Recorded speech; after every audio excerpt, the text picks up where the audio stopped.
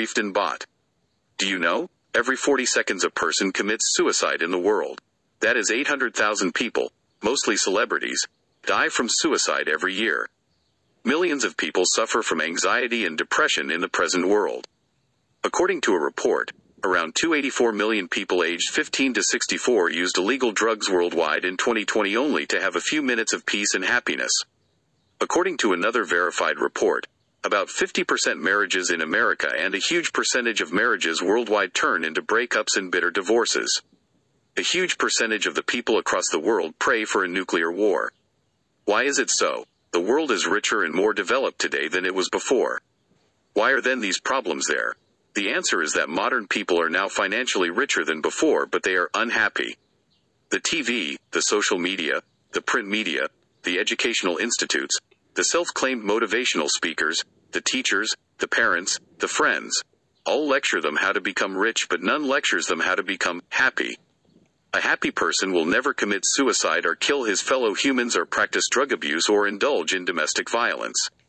A person shares with the outside world what he has within him. A happy person shares happiness and an unhappy person shares unhappiness. Unfortunately, the religion of the people of the present age is to earn money by hook or by crook. They may chant the holy hymns or verses with their tongues, but their eyes are looking for money. Their hearts are praying for money. Their heads are dreaming of money and their feet walk in the direction of where money can be found. Hence, they are unhappy. The good manners of a moneyless man mean nothing in the present age. His educational degrees and academic certificates are just worthless papers. His health, happiness, etiquettes, knowledge, faith, emotional stability and nature are unimportant. His talents, efficiencies and skills are insignificant as long as he is moneyless. However, he is given a VIP treatment everywhere he shows up if and only if he possesses money. Nobody cares if he is illiterate, ignorant, alcoholic, mean, bad-charactered, abusive, aggressive, suicidal or what. If he possesses money or succeeds in buying fashionable clothes, expensive food in a stylish house, he is envied and honored. The tragedy is that the people of this age do not worry how one has acquired wealth. All they worry about is whether one has or has not wealth.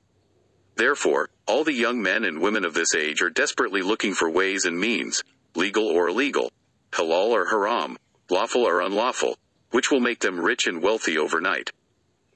Some of them sell the agricultural land of their forefathers or other ancestral property for the purpose of buying or building the things which make them look rich in the eyes of the society.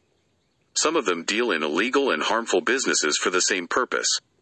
Some of them give bribes or use political approach illegally to obtain government jobs or desired positions. Fortunately, the BJP government has been exposing such frauds, scams and scandals on daily basis all over the country. The biggest example of it is that the honorable courts recently cancelled the recruitment exams conducted by different recruitment boards, SSB, PSC, etc., for various posts, especially the posts of bank employees, teachers, apps, junior engineer, sub-inspector. What a pity, what a shame. The consciences of the people of this age are dead and they blindly chase money, ignoring their akhira, afterlife, faith, principles, inner voices, health and all. The truth is that this behavior and this mindset may increase their bank balance, but it definitely decreases their peace of mind and renders them unhappy. They look rich and happy, but they are, in reality, financially as well as emotionally bankrupt. They have killed their souls. They have stifled their consciences. They have hurt their spiritual leaders. They have displeased their Creator. For a few earthly pleasures, they have completely ruined their afterlife. They have become moving dead bodies. They can't sleep peacefully, they can't work honestly, and they can't behave with their family members and friends lovingly. To speak the truth, they are trapped in the marshland of anxiety, stress, depression and defeatism. They indulge in drug abuse or commit suicide or have become incurable medical patients. In short, they have fallen headlong into the mouth of devil. The strings of the international media and the current education system are in the hands of devil that carries on programming people to be in competition with one another with respect to material things. Therefore, everyone finds himself in a marathon of looking richer than others. For instance, an individual has a smartphone, but he wants the new model of the smartphone that his friends or relatives or colleagues have got. Likewise, he has a lift, but he is restless to buy a new lift like his rivals possess. He has a house but builds a new house like his competitors have built.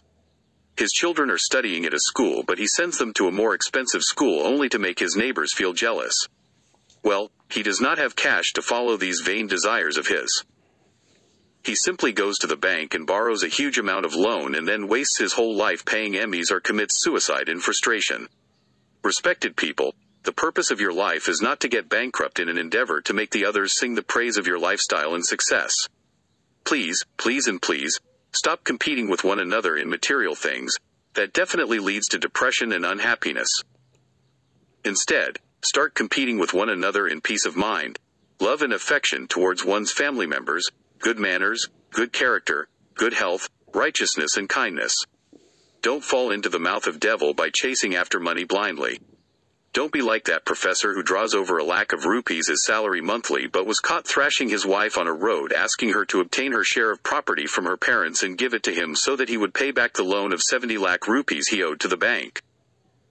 He had taken that loan to build a stylish house though he had already a comfortable house. Don't be like that woman who left her husband only because he lost a government job and then opened a small shop to make both ends meet. Don't be like those people who pay bribes to get government jobs or tenders and thus destroy their afterlife for a few pleasures of this world. Don't be like those people who acquire money by foul means and then spend on their beloved family members and thus granting himself and them tickets to hell. The devil is dragging you away from the right path with his weapons of illegal wealth or adultery or a fashionable life. Don't follow him. The first duty of an individual is to make himself happy by affording the basic necessities for himself and his family. Therefore, he needs to do a job or a business to generate a sufficient amount of income to be able to buy the basic necessities. In other words, he has to earn money for the sake of happiness. He does not have to murder his happiness for the sake of his money. Money is one of the hundreds of things an individual needs to live happily in the world. Money is not the only thing he needs to live happily in the world.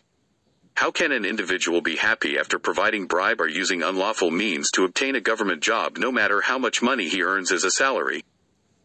He knows in his heart of hearts that he sold his eman, faith, conscience, akira, afterlife, and his self-respect to get a government job which belonged to somebody else. Remember, when a person falls in his own eyes, no amount of cash can lift him up. How can a person be happy after grabbing the land of his relatives or some helpless people? How can a person be happy while he is doing a haram business or a haram job? One of my friends resigned from a well-paid job and opened a Kirana store at Pulwama only because he learned that his job was haram according to his religion. He preferred happiness to a haram well-paid job. He believed that the life of this world is a test from the Creator and he must pass it with flying colors. He believed that the earthly life is temporary and he must not waste the eternal heavenly life for this temporary life. He knew that the people enter the narrow homes of soil eventually leaving behind their expensive lifts, fashionable dresses, big palaces, fake fans and spurious flatterers. He sacrificed his well-paid haram job, money, for his happiness, and a person like him will never suffer from anxiety or depression or unhappiness because his conscience is clear. Happiness is purely a divine blessing and it will never stay in an impure heart. Therefore, chase the happiness that is long-lasting, not the haram money or the short-lived pleasure bought with haram money. Your aim should be to become one of the happiest people in the world by adopting legal and halal means. Your aim should not be to put your name in the list of the world's richest people, for that list changes after every month. You are not here to accumulate the most wealth. Your original home is paradise. You won't be happy so long as you are off the track that leads to paradise. It is the capitalists and their concubine, the international media, that deviates you from the right track by whispering you to earn money by hook or crook. Become one of the richest people in the world and then enjoy wine, women, swimming pools, beaches, expensive restaurants and the similar stuff.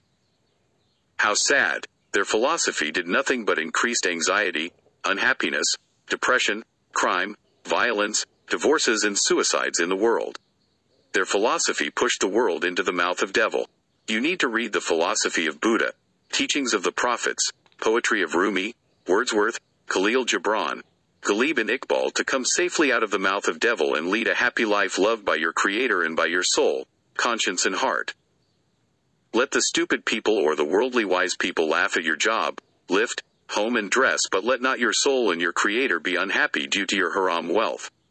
Live like Allama Iqbal or Maulana Rumi, whom the world still loves. Not like the richest people of the times of Allama Iqbal or Maulana Rumi, whom nobody remembers today. Let me put on the flow of my thoughts a break with the following words of Allama Iqbal. I am tired of the competitions in worldly things, O Lord. What is the use of the wealth which fails to give true happiness? I seek escape from such tumult, my heart is desperately looking for the peaceful silence for which one can sacrifice all his worldly wisdom and wealth.